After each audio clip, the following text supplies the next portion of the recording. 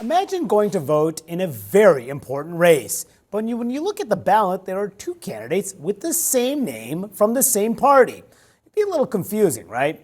Well, that's exactly what's happening in the crucial Alaska race that could ultimately decide control of the United States Senate. Incumbent Republican Senator Dan S. Sullivan is up for re-election.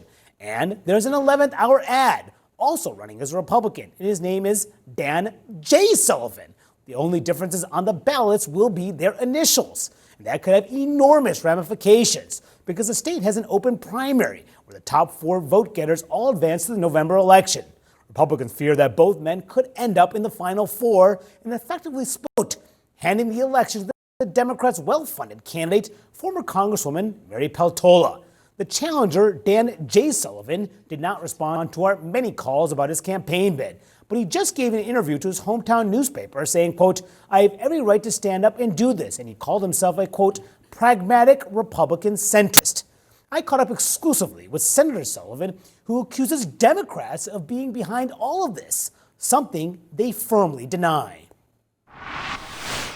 Dan Sullivan. Yeah. You're running against Dan Sullivan. Well, we'll see. Schumer has said his path to the majority leader, the ultimate power for him, runs through Alaska, flipping the Alaska seat. It's not my seat, it's the people's seat. So I'm running against a former two-term liberal Democrat congresswoman named Mary Peltola. Okay, she was fired by the Alaska people in her re-election in 2024, primarily because she was ineffective. I think the Democrats saw, hey, geez, Dan Sullivan's got a great record. Their opponent, Peltola, doesn't have anything. Dan Sullivan's got a real strong vision for Alaska. She doesn't. Schumer doesn't. So it's not gotten to the point where they want it. So they're like, now we got to cheat. So let's cheat. So what do I mean by cheating? And this is serious stuff. When people are going, oh, there's two Dan Sullivans, isn't that funny? No, it's cheating. Democrats recruited a guy by the name of Dan Sullivan. He is a liberal progressive, right? We've seen his donations to all the far left groups. He's donated to Peltola, okay? And his whole purpose of running is to confuse Alaskans, to make them think, Alaskan voters, that somehow he's me, so they could rig the vote in favor of Mary Peltola. What are the facts behind that? At the last minute, when he filed as a Republican.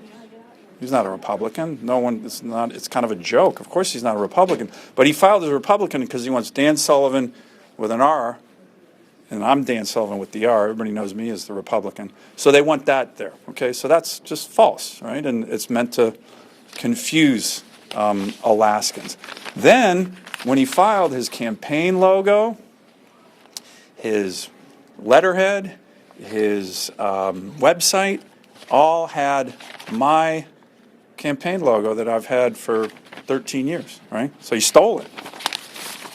Just for people, so that's mine, right? That's his, right? Okay. Pretty similar. Well, I'd say about 98% similar, okay?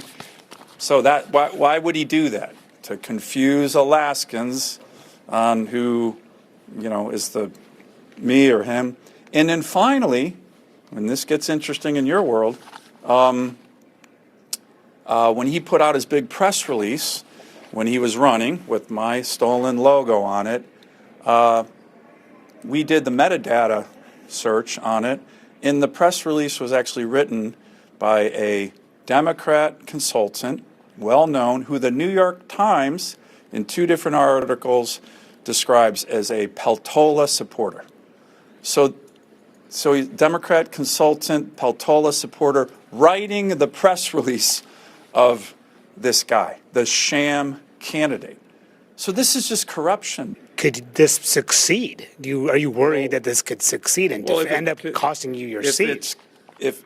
Look, I'm going to win, right? But they're trying to cheat. I mean, there's no plausible explanation. What this letter is doing, it's the NRSC saying to the Lieutenant Governor of Alaska, who's in charge of elections, this is a sham candidate. Of course, people have the right to run for office. But, and this is well researched, the case law says, federal and state case law, you don't have the right to run for office if you're primary intent is to confuse the voters and rig the election in favor of someone else.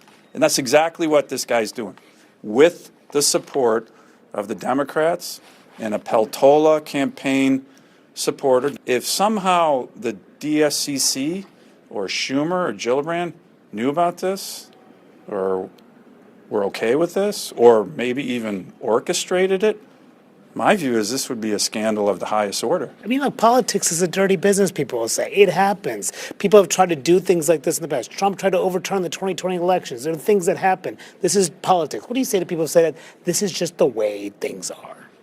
Well, there's laws, right? And there's regulations. And I don't think people are that cynical, right? This is dirty politics. My hope is the lieutenant governor does the right thing, reads this brief and says, this person is not qualified. And if he doesn't, or if it was determined that he needs to stay on this ballot because he is an eligible candidate, Yeah. then what's the implication? Well, I think that we've already put it in this letter. The implication is this will probably lead to litigation.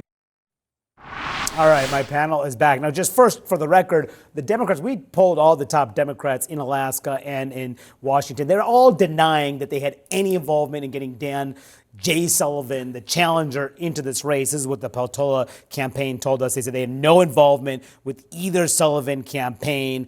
And that's what the Senate key super PAC said here in Washington. Chuck Schumer's office said they had no involvement. The Democratic Senatorial Campaign Committee said they had no involvement. Could this be enough, though? You can hear the concern from the senator. He is very, very worried that if Dan J. Sullivan stays in this race, it could have a major impact. I take his concern seriously. I think that it could have an impact. The thing I would disagree with him, with the senator on is he said people don't want this type of politics or something like that. I think there's an expectation that politics has this kind of trickery in it, that both sides have kind of engaged in that. So I'm not sure you're really going to see some mass outcry for the unfairness of this all. In some ways, it feels like a kind of challenge that might be uncomfortable or might be difficult, but puts the onus on him to communicate clearly about the distinctions between the two candidates. Yeah, the one letter difference. And just for the record, Dan J. Sullivan, he did give money to the Peltola campaign, a small amount. It was $130 over in 2 House campaigns that we found. $650 he gave to Act Blue, which is the Democratic Party's main fundraising platform. So a small amount of money. He did use a Democratic consultant, he acknowledged in this interview, to help write that press release. He said he was Googling around, and that's why he found her. And then he said about his own political views. He said, I'm a moderate on both ends of things. I look for people that I think are going to solve some problems, get things done. I think they're going to work with people and seem like they're caring, and that's why I've given money. So he said he supported both sides of the aisle. He said he supported Democrats and Republicans in the past. So it's going to be hard to remove him from the ballot, it seems. Right. My question is, why is it always Alaska that has these name shenanigans? Because remember, Lisa Murkowski is there because she won on a write-in campaign. A write-in campaign. Very complicated or very hard to spell last name for the average person. But this is such a fascinating development because when it comes to Alaska and particularly Dems, including Alaska, in that path to the majority, a lot of things have broken right for Democrats in Alaska, of all places, which has not had a Democratic senator in, I believe, 12 years. Because A, they got a great candidate in Mary Peltola who has won statewide. And Republicans are worried enough that they are making reservations in that state. Yeah. So this is any little thing I feel could really affect Republicans have reserved $12 million till the end of the year, and Democrats $8 million. Well, also, you've got a senator who's wandering around the halls of the Senate now with a sheet of paper that he has to show reporters. This is me, and I'm the real me, and this is him, and he's the fake me. Yeah, right. Here's my. So he's obviously nervous, and understandably so. The problem he's got is that it is a little funny. Yeah, and a couple of points could be enough to turn a critical race that could have an impact on the race for the Senate majority, which is why this is so significant.